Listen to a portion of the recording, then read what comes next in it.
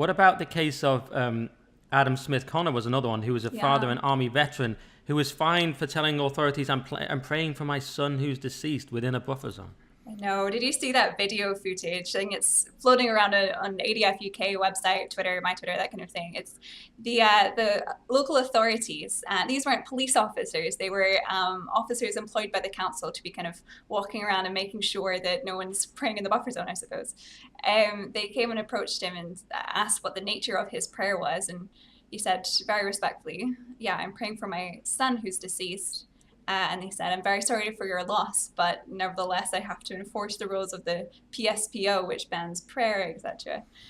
So it's quite a shocking piece of footage to watch if you're kind of someone who's into Orwell and thinking about the thought police. Yeah. Adam had actually had his own experience with abortion, which makes his story so touching. He had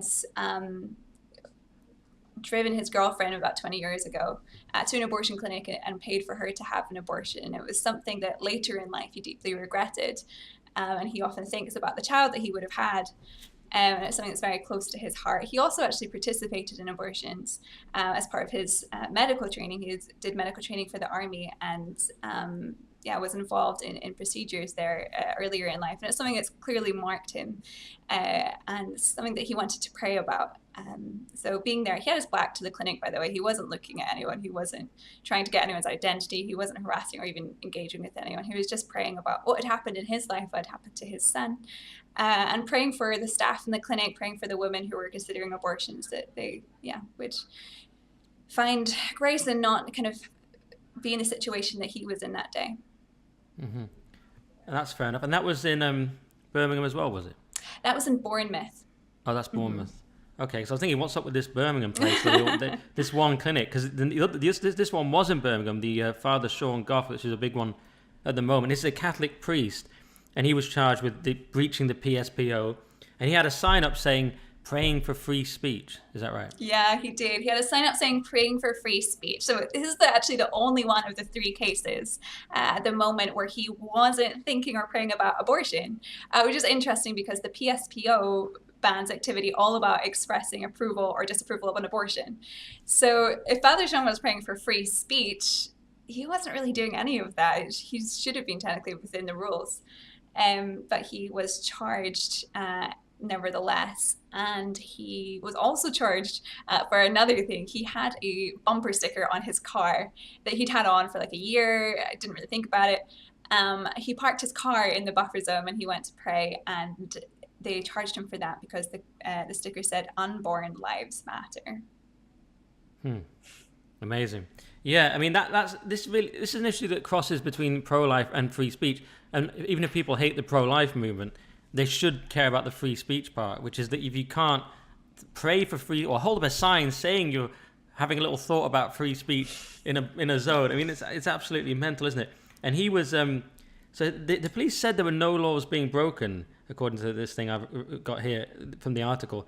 And then, but he was invited for an interview with the police, interrogated, then charged. But then later the charges were dropped, but they said they can also be reinstated at any time. I know. How confusing is that? And that's actually the same thing that happened to Isabel. So in both cases, after weeks had gone by, obviously a lot of distress on their part. They're kind of very upstanding citizens. They're not used to being kind of in trouble with the police, in trouble. He's a priest, so not used to being in trouble with court. But they were dropped with this kind of like hanging over their heads of, but if we get new evidence, we can be starting this all again from scratch. So both Isabel and Father Sean, they wanted to clear their name. They wanted clarity as to the law, as to if they had really broken anything or done anything wrong. So they said, actually, you know what, I think we should get this sorted out in court after all. And they will be in court on Thursday this week, so in a few days from now. Okay, so by the time this podcast comes out, it probably will have just had that case. And you think they're going to win, surely?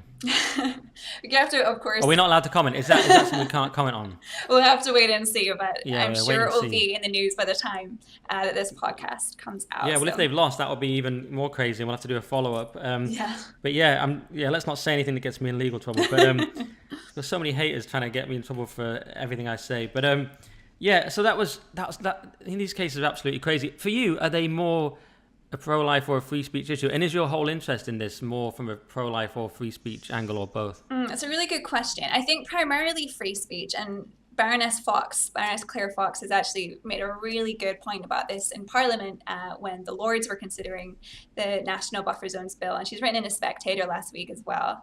And she's very clear that she's pro-choice. She identifies as pro-choice. She wants women to be able to have abortions. But she said there's, if a woman approached a clinic and she's not sure about her choice to have an abortion, and she receives a leaflet that says, there's help available if you change your mind, if it's financial support that you need, if it's whatever it is that you need, we can provide for you. And she says, you know what, in that case, I would like to change your mind. That is a free conversation. If you're truly a pro-choice person, you would say, oh, that's her choice. That's great. We supported her to make an empowered choice for what she wanted, which was motherhood. So it's not necessarily a pro-life thing. It's something that's pro-women and pro-free speech to say that conversation can take place. We're not going to patronize every woman who's considering abortion by saying, oh, you're too fragile to hear about the options available to you. No, you have to just go straight into the clinic. No, let's give women the choice that we are so proud to be championing in this cultural moment. So I think it's primarily a free speech issue, and everybody can get on board with this, whatever they think about abortion. But of course, I want to be able to make sure that both lives are able to be supported in a pregnancy, because that's what I believe in. I believe that both lives matter. So by giving out leaflets at a really important point in women's lives, to give them that opportunity to keep their child, to see that child flourish, for them to become mothers, of course I support that as a woman, as a pro-lifer, and as a citizen, I suppose.